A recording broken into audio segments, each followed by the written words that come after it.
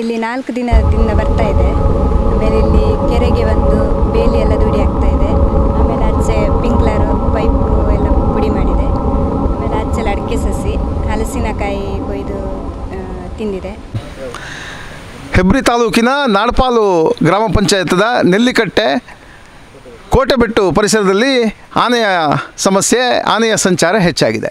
ಈಗ ಕಳೆದ 2 ವರ್ಷಗಳಿಂದ ಇಲ್ಲಿ ಆನೆ ಬರ್ತಾ ಇತ್ತು ಹೇಳುವ ಮಾಹಿತಿಯನ್ನು ಸ್ಥಳೀಯರು ಹೇಳ್ತಾ ಇದ್ದಾರೆ. ಈಗ ಕಳೆದ ಪುಟಗಳನ್ನು ಅಂದರೆ ಹಿಂದಿನ ದಿನಗಳ ಪುಟಗಳನ್ನು ತಿರುಗುತ್ತಾ ಹೋದರೆ ಈ ಭಾಗದಲ್ಲಿ ಭಾಳಷ್ಟು ನಕ್ಸಲ್ ಸಂಚಾರದ ಒಂದು ಪ್ರದೇಶವಾಗಿತ್ತು. ಅಕ್ಷರಶಃ ಇಲ್ಲಿ ಒಂದು ಭಾಗದಿಂದ ನಕ್ಸಲರು, ಇನ್ನೊಂದು ಕಡೆಯಿಂದ ಪೊಲೀಸರು ಅಂದರೆ ANF ಇವರಿಬ್ಬರು ಕೂಡ ANF ಕಾರ್ಯಾಚರಣೆ ಮಾಡ್ತಾಯಿತ್ತು. ಹಾಗಾಗಿ ಇಲ್ಲಿ ಸ್ಥಳೀಯರು ಭಾಳಷ್ಟು ಭೀತಿಯಿಂದಲೇ ಅವ್ರು ಬದುಕು ಆಗಿತ್ತು. ಆದರೆ ಈಗ ಹಾಗಲ್ಲ. ನಕ್ಸಲರ ಸರೆಂಡರ್ ಅಂದರೆ ಶರಣಾಗತಿ ಪ್ರಕ್ರಿಯೆಯ ನಂತರ ಈಗ ಈ ಪ್ರದೇಶವೆಲ್ಲ ಅಕ್ಷರಶಃ ಒಂದು ಶಾಂತ ರೀತಿಯಲ್ಲಿ, ಜೊತೆಗೆ ಒಂದು ಪ್ರಕೃತಿಯ ಸೊಬಗನ್ನು ಸವಿಯುವ ರೀತಿ ಮಾರ್ಪಾಟಾಗಿದೆ. ಭಾಳಷ್ಟು ಸುಂದರವಾದ ಪ್ರದೇಶ ಕೂಡ ಇದು. ಈ ರಸ್ತೆಯಲ್ಲಿ ನಾವು ಮುಂದಕ್ಕೆ ಹೋದರೆ ಕೂಡ್ಲು ತೀರ್ಥ ಕೂಡ ನಮಗೆ ಸಿಗ್ತದೆ. ಆದರೆ ಈಗ ಸ್ಥಳೀಯರಿಗೆ ಇನ್ನೊಂದು ಸಮಸ್ಯೆ ಏನು ಅಂತ ಕೇಳಿದರೆ ಆನೆ ಸಮಸ್ಯೆ. ಈಗ ನಾವು ಕಳೆದ ಸಂಚಿಕೆಯಲ್ಲಿ ತಮಗೆ ಕಾರ್ಕಳ ತಾಲೂಕಿನ ಶಿರ್ಲಾಲು ಗ್ರಾಮ ಪಂಚಾಯತದಲ್ಲಿ ಹಲವಾರು ಕೃಷಿಕರಿಗೆ ಆನೆಯಿಂದ ಸಮಸ್ಯೆ ಆದ ಒಂದಷ್ಟು ಮಾಹಿತಿಯನ್ನು ತಮಗೆ ನೀಡಿದ್ದೆವು. ಈಗ ಇಲ್ಲಿ ಈಗಾಗಲೇ ಆನೆ ಇಲ್ಲಿಗೆ ಬಂದು ಇಲ್ಲಿಯ ಏನು ಇವರ ಒಂದಷ್ಟು ಕೃಷಿ ಪರಿಕರಗಳನ್ನು ತುಂಡು ಮಾಡಿ ಹಾಕಿತ್ತು. ಅದ್ರ ಜೊತೆ ಕೃಷಿಯ ಏನು ಅಡಿಕೆ, ಬಾಳೆಗಿಡ, ತೆಂಗಿನ ಗಿಡ, ಹೀಗೆ ಹಲವಾರು ಗಿಡಗಳನ್ನು ಕೂಡ ಅವ್ರು ಮುರಿದು ಹಾಕಿತ್ತು. ಸ್ಥಳೀಯರು ಭಾಳಷ್ಟು ಆತಂಕದಲ್ಲಿದ್ದಾರೆ. ಈಗ ಈ ಪ್ರದೇಶ ಅಂದರೆ ತಾವು ಈಗ ಮಲೆನಾಡಿನ ಪ್ರದೇಶಕ್ಕೆ ಹೋದರೆ ಅಲ್ಲಿ ಭಾಳಷ್ಟು ಆನೆಗಳ ಸಮಸ್ಯೆಯಿಂದಾಗಿ ಜನರಿಗೆ ಬದುಕಲಿಕ್ಕೆ ಕೂಡ, ರೈತರಿಗೆ ಕಷ್ಟ ಆಗಿದೆ. ಬೆಳೆದ ಬೆಳೆ ಯಾವುದು ಕೂಡ ಕೈಗೆ ಸಿಗ್ತಾ ಇಲ್ಲ. ಈಗ ಇಲ್ಲಿ ಅಂದರೆ ನಮ್ಮ ತುಳುನಾಡಿನ ಈ ಆಗುಂಬೆಯ ತಪ್ಪಲಿನ ಭಾಗ ಅಂದರೆ ನಾಡಪಾಲಿನ ತಪ್ಪಲಿನ ಭಾಗದಲ್ಲಿ ಕೂಡ ಈಗ ಈ ಆನೆಯ ಸಂಚಾರ ಆರಂಭ ಆಗಿದೆ. ಕೆಲವರು ಒಂದು ಆನೆ ಹೇಳ್ತಾರೆ, ಕೆಲವರು ಇಲ್ಲ ಅದಕ್ಕಿಂತ ಜಾಸ್ತಿ ಇರ್ಬೋದು ಅಂತ ಹೇಳ್ತಾರೆ. ಅಂತೂ ಯಾರಿಗೂ ಸ್ಪಷ್ಟತೆ ಇಲ್ಲ. ಅರಣ್ಯ ಇಲಾಖೆ ಕೂಡ ಈ ಬಗ್ಗೆ ಇಷ್ಟವರೆಗೆ ಅಂದರೆ ಶಿರ್ಲಾಲ್ ಭಾಗದಲ್ಲಿ ಬಂದಾಗ ಕೂಡ ಅದನ್ನು ಸ್ಪಷ್ಟಪಡಿಸಲಿಲ್ಲ ಎಷ್ಟು ಆನೆಗಳಿವೆ ಅಂತ ಹೇಳಿಕೊಂಡು. ಈಗ ಸ್ಥಳೀಯರಲ್ಲಿ ಈಗ ಮೀನಾ ಅವರ ಮನೆಗೆ ಬಂದಿದ್ದೇವೆ ನಾವು. ಮೀನಾ ಅವರ ಮನೆಯಲ್ಲಿ ಕೂಡ ಮನೆಯ ತೋಟಕ್ಕೆ ಒಂದಷ್ಟು ಆನೆ ದಾಳಿ ಮಾಡಿತ್ತು.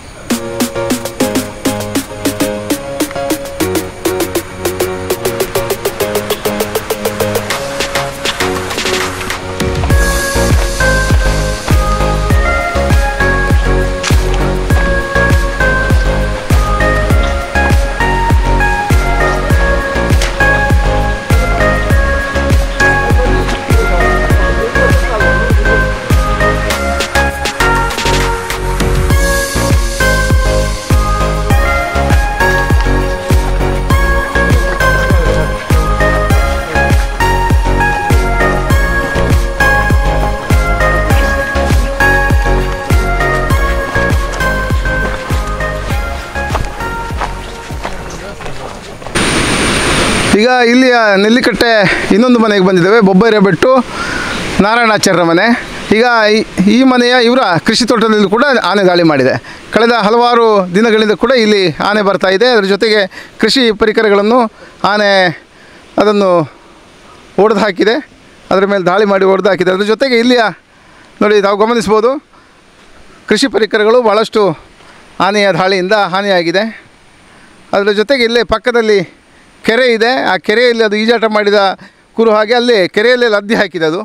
ಇದರಲ್ಲಿ ಅದು ಈಜಾಟ ಮಾಡಿ ಕೊನೆಗೆ ಇಲ್ಲಿಂದ ಹೋಗಿದೆ ಅಂತ ಈ ಮನೆಯವರು ಮಾಹಿತಿ ಹೇಳ್ತಾರೆ. ಪ್ರತಿ ರಾತ್ರಿ ಕೂಡ ಇಲ್ಲಿಗೆ ಬರ್ತದೆ ಹೇಳುವ ಮಾಹಿತಿಯನ್ನು ಅವ್ರು ಹೇಳ್ತಾರೆ. ಈಗ ಇವರು ಕೃಷಿಯನ್ನೇ ನಂಬಿಕೊಂಡು ಬದುಕಿದವರು. ಹಾಗಾಗಿ ಇವರ ಪರಿಸ್ಥಿತಿ ಏನು ಒಂದಷ್ಟು ಹೊತ್ತು ಮಾತಾಡೋಣ.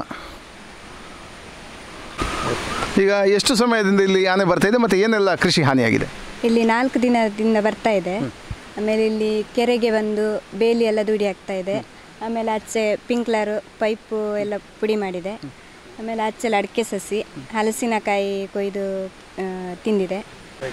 ನೋಡಿ, ಈಗ ಆನೆ ಭಾಳಷ್ಟು ಸಮಯದಿಂದ ಬರ್ತದೆ ಅಂತ ಹೇಳಿದ್ರಿ ತಾವು. ಈಗ ಆನೆ ಬಂದರೆ ನಾವು ಅರಣ್ಯ ಇಲಾಖೆಗೆ ಅದರ ಮಾಹಿತಿ ತಿಳಿಸುವುದು. ಈಗ ಅರಣ್ಯ ಇಲಾಖೆಗೆ ಏನು ಆಗ್ರಹ ಮಾಡ್ತೀರಿ ತಾವು? ಇದು ಊರಿನವರಿಗೆ ತೊಂದರೆ ಆಗ್ತದೆ, ಅದಕ್ಕೋಸ್ಕರ ಆನೆನ ಹಿಡಿದು ಊರಿನವರಿಗೆ ಸಹಕಾರ ಮಾಡಬೇಕಂತ ಕೇಳಿಕೊಳ್ತಾ ಇದ್ದೀನಿ.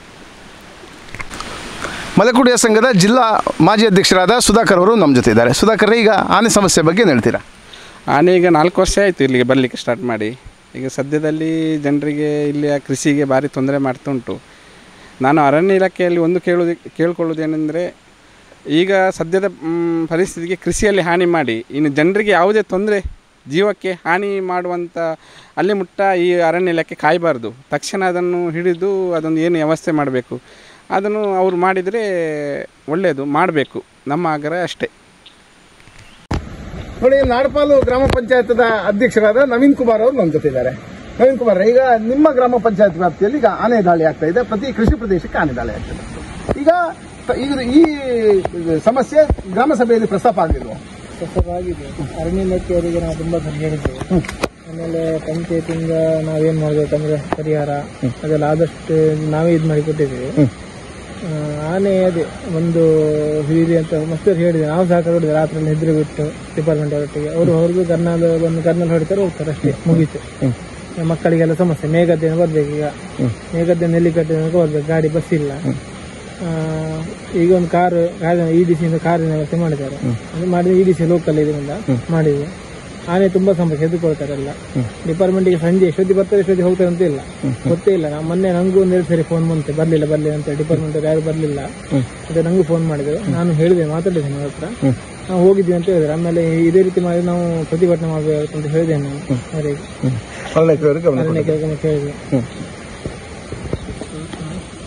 ಬಂಧುಗಳೇ, ಸ್ಥಳೀಯರಾದ ಅಂದ್ರೆ ನೆಲ್ಲಿಕಟ್ಟೆ ಪ್ರದೇಶದ ಸ್ಥಳೀಯರಾದ ಮೀನಾ ಅವರು, ಜೊತೆಗೆ ನಾರಾಯಣಾಚಾರ್ಯ ಮನೆಯವರು, ಅದರ ಜೊತೆಗೆ ಜಿಲ್ಲಾ ಮಲೆಕುಡಿಯ ಸಂಘದ ಮಾಜಿ ಅಧ್ಯಕ್ಷರಾದ ಸುಧಾಕರ್ ಅವರು, ಜೊತೆಗೆ ಗ್ರಾಮ ಪಂಚಾಯತ್ ಅಧ್ಯಕ್ಷರಾದ ನವೀನ್ ಕುಮಾರ್ ಅವರು. ಈಗ ಇವರೆಲ್ಲರ ಕೂಡ ಅಭಿಪ್ರಾಯಗಳನ್ನು ನಿಮ್ಮ ಸ್ವಯಂ ಟೈಮ್ಸ್ ಕೇಳಿದೆ. ಈಗ ಎಲ್ಲರ ಆಗ್ರಹ ಕೂಡ ಒಂದೇ, ಇಲ್ಲಿಯ ಆನೆಯನ್ನು ಅದನ್ನು ಹಿಡಿಯುವ ಪ್ರಯತ್ನ ಮಾಡಬೇಕು. ಯಾಕಂದ್ರೆ ಇಲ್ಲಿದ್ರೆ ಇದು ಒಂಟಿ ಸಲಗ, ಇದು ಯಾವಾಗ ದಾಳಿ ಮಾಡ್ತದೆ ಅಂತ ಗೊತ್ತಿಲ್ಲ.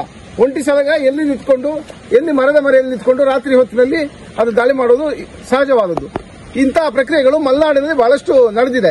ಆದ್ರೆ ಇಲ್ಲಿಯ ಜನರಿಗೆ ಅದರ ಮಾಹಿತಿ ಇಲ್ಲ. ಒಂಟಿ ಸಲಗ ಬಂದ್ರೆ ಅದು ಏನು ಆಗಲ್ಲ, ಅದು ಬದಿಯಲ್ಲಿ ಹೋಗ್ತದೆ ಅಂತ ಎಣಿಸ್ಕೊಂಡು ಕೂರುವವರು ಬಹಳಷ್ಟು ಜನ ಇದ್ದಾರೆ. ಆದ್ರೆ ಜೀವಹಾನಿ ಆಗುವ ಮೊದಲು ಇಲ್ಲಿ ಕ್ರಮ ಕೈಗೊಳ್ಳಬೇಕು ಹೇಳುವಂತದ್ದು ಎಲ್ಲರ ಕೂಡ ಆಗ್ರಹವಾಗಿದೆ. ಅದರ ಜೊತೆಗೆ ಈಗ ಒಂಟಿ ಈಗ ಇರುವಂತದ್ದು ಒಂಟಿ, ಇನ್ನು ಮುಂದಿನ ದಿನಗಳಲ್ಲಿ ಇನ್ನೆಷ್ಟು ಬರ್ತದೆ ಅಂತ ಗೊತ್ತಿಲ್ಲ.